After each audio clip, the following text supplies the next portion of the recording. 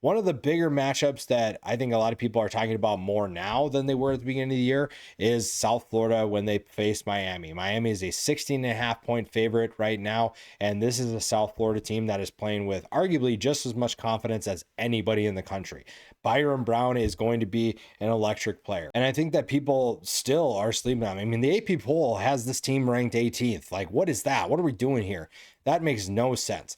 Byron Brown is also slept on. I don't think a lot of people knew who he was coming into the year because he didn't have the best year in 2024 due to injury. 2 years ago, if you were paying attention to USF, which let's be honest, most people were not paying attention to this group of five team, they just weren't. Byron Brown is still kind of slept on, and it's a big reason why he's been able to have so much success is because I think teams are kind of underestimating what this team can do.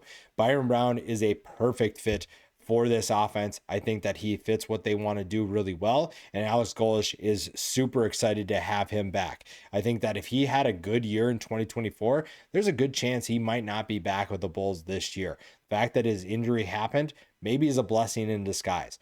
Byron Brown, though, has looked solid in his first two games against Boise State, against Florida. And this is a team that's looking to pull off yet another shocker. If they're able to do that, I would be just, this one would be the most surprising performance that they've had so far.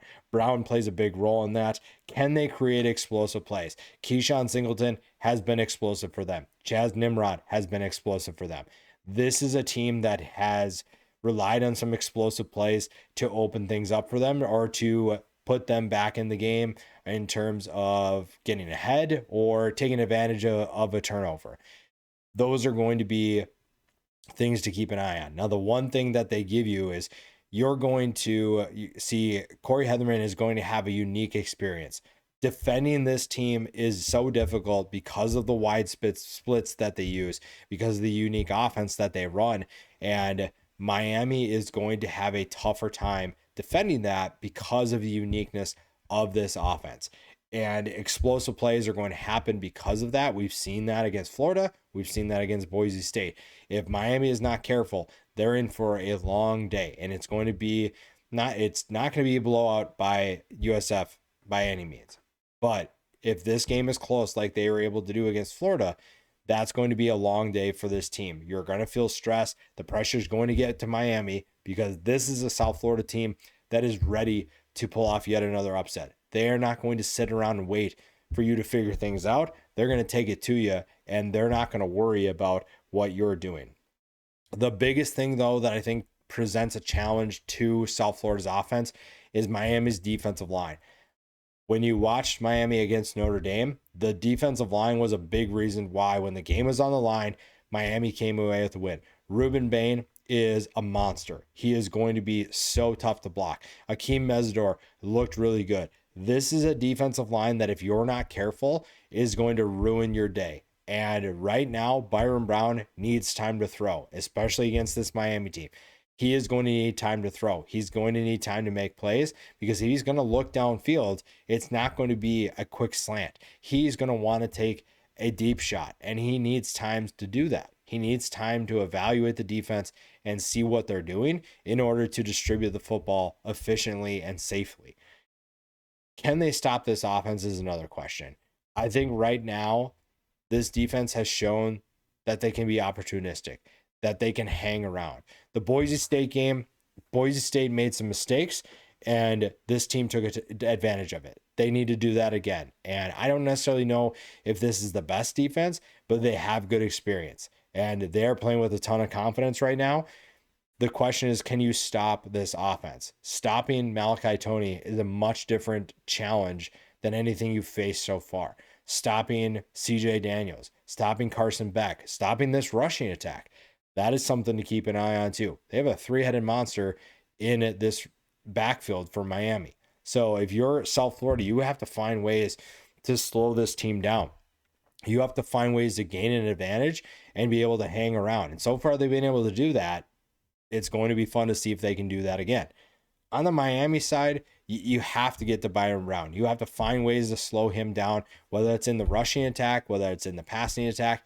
You have to find ways to be disruptive because the Bulls are so good at giving him time to make plays, getting him involved as a runner, He is a really efficient player when it comes to this offense. He's also a big body. He's 225 pounds. So tackling him is not going to be fun, especially if he gets to the second and third levels. If you're Miami, you have to find ways to take him away and force him to be relatively ineffective. You also have to deal with the spacing.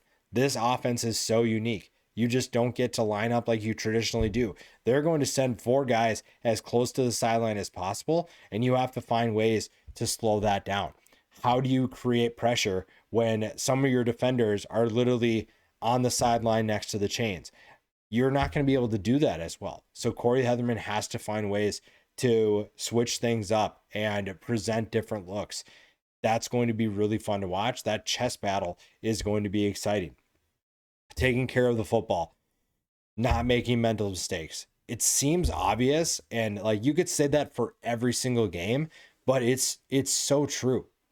Florida did not take care of those things. They did not make smart decisions. They did not take care of the mental side of it, and it cost them. Making dumb mistakes is the quickest way to ensure that this run by South Florida continues. And it's been so fun. It's been such a fun run for this team. And if you're Miami, you're looking to make a run as well. This is a team that was left out of the college football playoff last year. And while a win over the Bulls isn't exactly a resume builder, it's still a better win than some of the teams you're going to face. So you're not going to complain if you beat a team like this. South Florida is looking to get to the playoff. And at this point, as long as they win the American, they're going to do that. They're going to be able to achieve their goals. Even if Miami beats them by 100, which it's not going to happen, but even if Miami beats them by 100 and they win the American, they're in the playoff. And right now, they're the front runner, and it feels like there's a pretty big gap between them and the next team because of the resume. This is another opportunity. There's nothing to lose here. They just have to go out and play. And if you're Miami, you have to take care of business. You want to put this win away as quickly as possible because you know that this team's coming in with a ton of confidence. They have some things that will provide challenges. And if you're a Miami fan, you expect things to be handled quickly and efficiently.